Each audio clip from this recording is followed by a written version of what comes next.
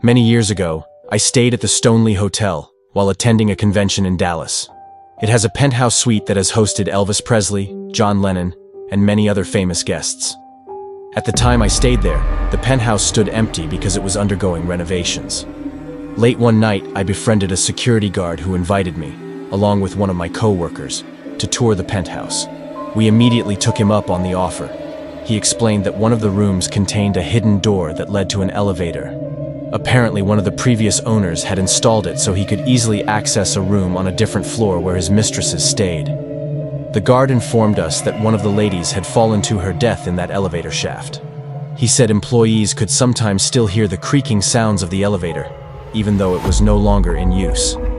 My friend and I separated as we meandered through all of the rooms on the penthouse level. Even under its state of construction, the beauty of the space was clearly evident. We both had cameras with us and took lots of photos. At one point, I wandered down a narrow hallway that appeared to be a servant's prep area of some sort, which led to the kitchen. The lights weren't functioning at the time, and it was after midnight, so it was difficult to make out all of the details. Once I was a few steps into the space, I immediately felt cold, and my instincts told me to turn around, so I did. I continued exploring the rest of the space and eventually met up with my friend on one of the balconies. We chatted with the security guard for a few moments, thanked him, and then left. It wasn't until the next day when we were driving home from the convention that we started discussing the details of the penthouse. I asked if she'd noticed the dark hallway that led to the kitchen, and she said yes. I told her I'd started to walk down the hallway but stopped myself because it felt cold and creepy, even evil. She was nodding her head in agreement and started excitedly telling me how she'd started walking into the same space and had been overcome with a feeling of pure evil. She described it as a very tangible, physical sensation and said she immediately turned around and left the space. We were both fascinated that we'd felt almost the exact same feelings in the exact same area, yet neither of us mentioned it to the other until almost a full day later. It's still one of the craziest experiences I've had in a hotel. Interestingly, I found out that the hotel is known to be haunted when I did some digging on Google. Apparently, I'm not the only one who has had a creepy experience here. We go on a lot of adventures with our camper van, and most of the time we'll park in places in the middle of nowhere. Usually our nights are peaceful, cozy, and all fine. However, one night in a little village in northern France, just off the city of Nancy, we found a place near the start of a forest trail to sleep for the night. When we were half asleep, we heard weird thumping sounds outside, like there was somebody knocking.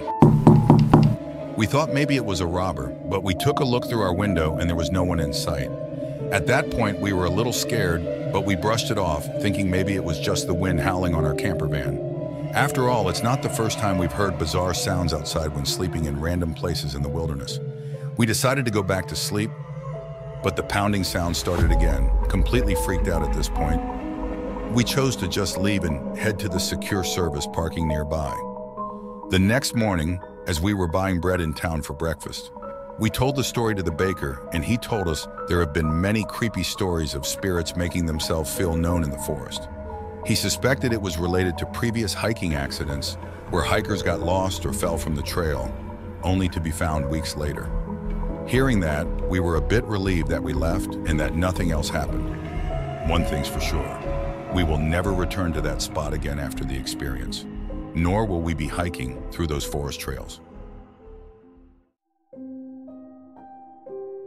After spending an afternoon exploring a cemetery in San Cristobal de las Casas, Mexico, I woke up in the middle of the night in the throes of a terrible nightmare. In my dream, I was strapped to the spokes of a burning wheel as it rolled down a field of dry corn stalks. Just as my hair burst into flames, I sat up and saw my clock flashing 666.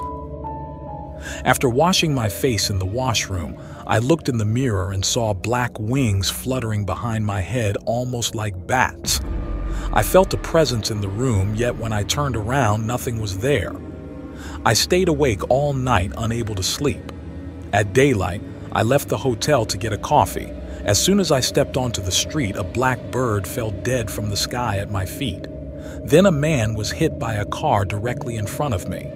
And then the young stray dog I'd been feeding for close to a month was lying dead by the side of the church. I felt as though I was a veritable walking plague of bad luck. Not knowing what to do, I continued with my plan to visit the Museo de la Medicina Maya. It's dedicated to the preservation of natural medicine, therapeutic treatments, and traditional practices of the Tzotzil and Tzeltal peoples of Chiapas. In addition to the herbal garden and displays, there was a community space where it was possible to have a consultation with a local shaman.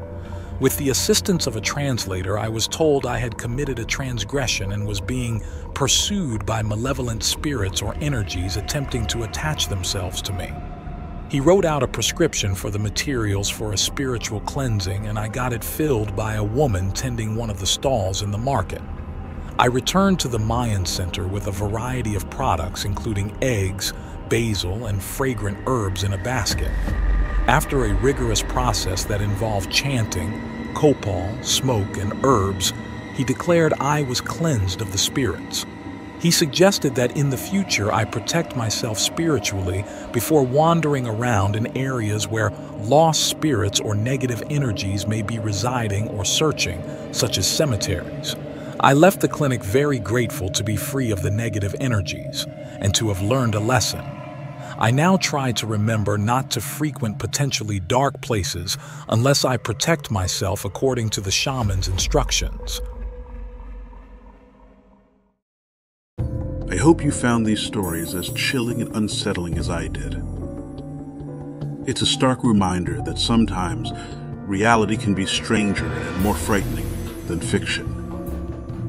If you enjoyed these tales of suspense, make sure to hit that like button and subscribe for more spine-chilling content. This is your host, Nicholas Black.